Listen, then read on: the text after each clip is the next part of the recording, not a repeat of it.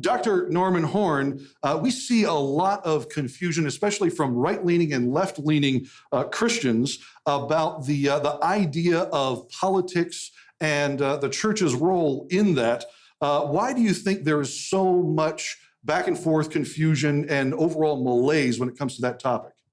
Yeah, so overall, what I see as one of the primary problems in the church today with regards to how we even think about politics in the first place is that we don't really have a good set of background knowledge in that kind of interfaces between our theology and then the basic sciences of things like economics and political theory behind that. And so as a result, we might have some very highly trained and excellent theologians out there who are right and say wonderful things. They preach great things and they do great things for the gospel. But if they don't understand economics very well, they may completely miss how a social order needs to be organized to optimize for human flourishing.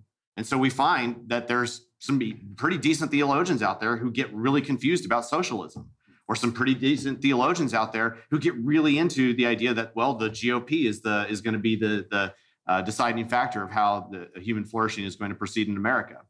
And so, an interesting kind of corollary to that is that those of us who are really well trained in economics and political theory don't always have really good theological training.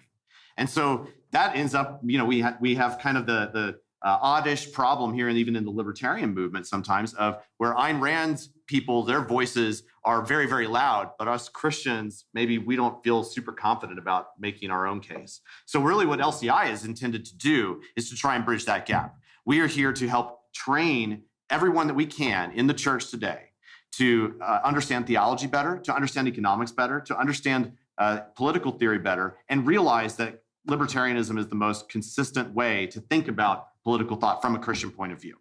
Actually,